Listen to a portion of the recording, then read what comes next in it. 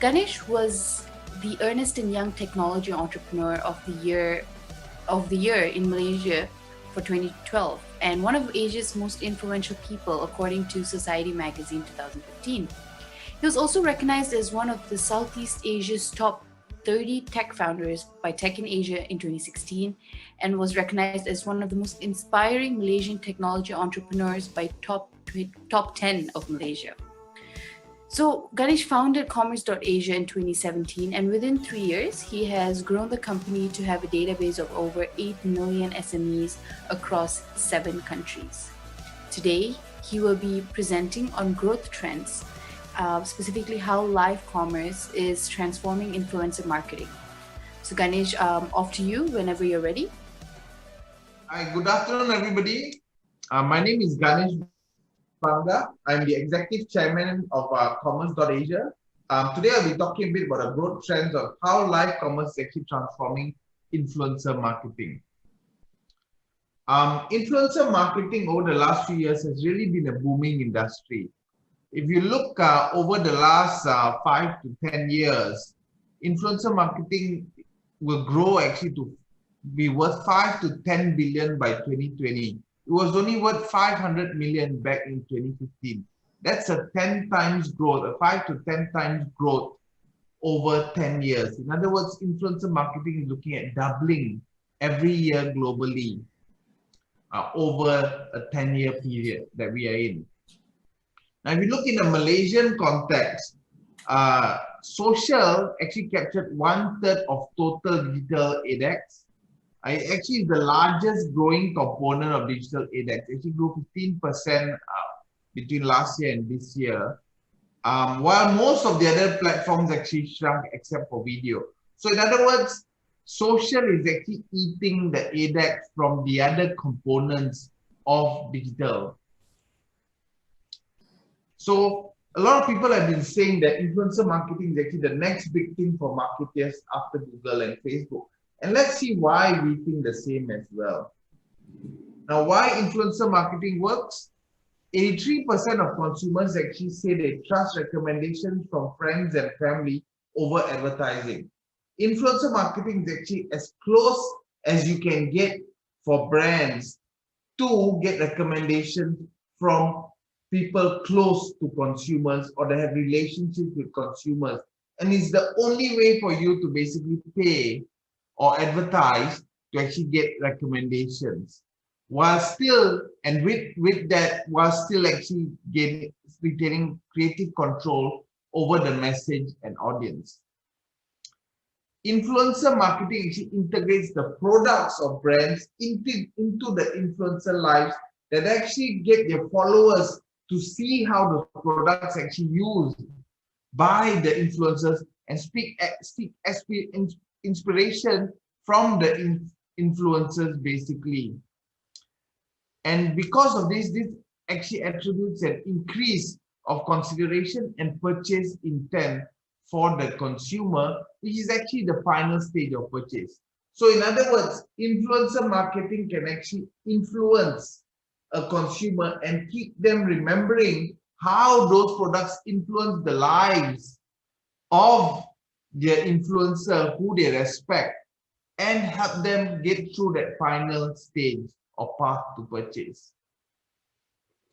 However, one of the issues that marketers find with influencer marketing as compared to other digital methods of marketing, for example, Facebook and Google, is that today there isn't an efficient or effective way to calculate return on ad spend. In other words, when in Facebook and Google, you can calculate $1 of ad spend equals to how many dollars of revenue. Today for influencer marketing, that's not there yet. So the return on ad spend is not there for influencer marketing. And this towards is actually the biggest hindrance to the growth of influencer marketing today. So is influencer marketing effective? Let's see. Now, in NetCentric, a company listed on the ASX, which is the end-to-end growth ecosystem that I own, we actually have agencies and brands that cover every stage of the growth funnel, from awareness right down to revenue. From awareness, we have our influencer marketing platform, Nafnang. We have a video marketing platform, Reality TV. We even have a PR and events management platform called Crunch, which is digitally enabled, of course. For acquisition, we have our digital marketing agency, Sashimi, right down to activation, to retention as well through our different agencies. And today we have recently launched, actually in the last couple of months, our live commerce platform, which actually brings the awareness level, the consumers from awareness right down to revenue, giving hopefully an effective return on ad spend to brands and advertisers that work with us. Commerce.asia is the other ecosystem, basically an e-commerce ecosystem that is owned by us as well. So Commerce.asia basically has the end-to-end ecosystem which handles the other end of the product spectrum, where NetCentric handles marketing from awareness to revenue. Commerce.asia takes the revenue to fulfillment. In other words, from when somebody clicks purchase from the website or from the marketplace, we then have the ecosystem to actually deliver on that purchase, where we cover everything from marketplace integration or marketplace listing to inventory management, right down to fulfillment as well. We've actually been awarded the best e-commerce consulting services company in APAC for 2020, and we have a managed services outfit called Commerce.asia Enterprise that actually helps brands handle their whole end-to-end e-commerce experience, from fulfillment right down to performance marketing. So Nafnang Live is a joint venture between Commerce.asia and NetCentric. It's basically a live video commerce enabler for brands looking to expand their e-commerce business. It integrates our influencer content and e-commerce know-hows, where we provide end-to-end live video commerce solutions from production right down to fulfillment, leveraging on the assets within the NetCentric and Commerce.asia ecosystem. This allows our clients, and this allows us to give our clients a direct impact on measuring conversions. Now, what is live commerce? Live commerce combines live video streaming with the ability for online shoppers to interact with sellers and to buy immediately. So in other words, when you see something on Facebook, you like it, our influencers basically sell it on Facebook, you like it, you can then buy it, and we basically then have our infrastructure to automatically deliver that to you. So live commerce is actually seen as a much more enriching online shopping experience than traditional e-commerce, because it's video based and it's actually more pushed to the consumer. So consumers see it when they want to buy, rather than the traditional market, before they want to buy, rather than the traditional marketplaces where consumers actually want to buy something and go to the marketplace to buy. Now, live commerce is huge in China, and China is kind of at the forefront of live commerce worldwide. Now, what can we learn from the China experience? Now, live commerce actually accounted for almost 9% of e-commerce sales in China in 2019, which equates to about 263 billion ringgit of live commerce transactions that happened in China last year. Now, personalities are important when in live commerce for both relevance and trustability.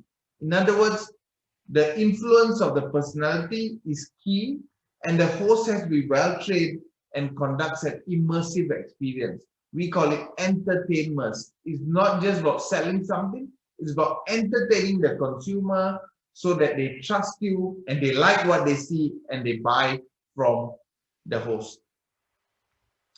Now, shopping on live streaming is a short window of purchase. In other words, it's about driving urgency and spontaneity. The in-moment shopping experience, it's addictive. You want it, then you can get it and it's delivered to you then. You need to have the best deals, deep discounts, and range of rewards. And of course, commendable production value will actually foster trustworthiness with potential shoppers. In other words, the better the production, the more trustworthy the consumers will be with your brand, and the more confident they are to purchase from you.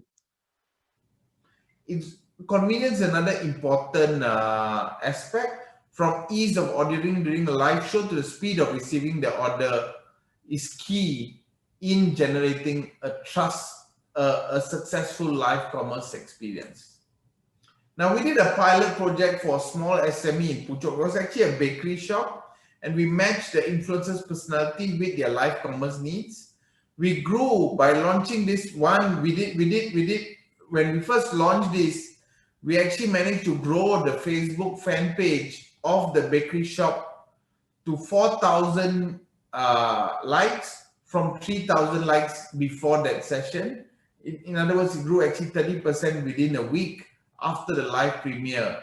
During the live commerce session, we reached 250 viewers, and this is basically just for small bakery shop. With bigger brands, we expect to actually generate, or we have generated actually even better results.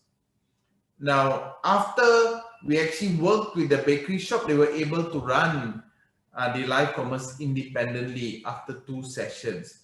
And when we launched this, they actually generated 8,000 ringgit in sales within 30 minutes. Now, how does the shopper's journey flow work when somebody purchases over live commerce? Well, first, basically, you would watch the show live. When you want to buy something, a purchase code is flashed. So if you see on the screen, you see a +1, comment +1. So you basically type in +1 where you message in the comment screen. And consumers today on Facebook are very familiar that when they want to buy something, if they want to buy 1, they press +1. If they want to buy 2 units, they press +2. So they basically comment +1 if they want to buy 1 item. Now, over Messenger, we basically track that. So our systems are automated to track that. And we then send a message to them with the order number as well as the link that allows them to make payment. And subsequent to that, it then links to our backend infrastructure, and we basically then pick, pack, and deliver the particular item that consumers have purchased.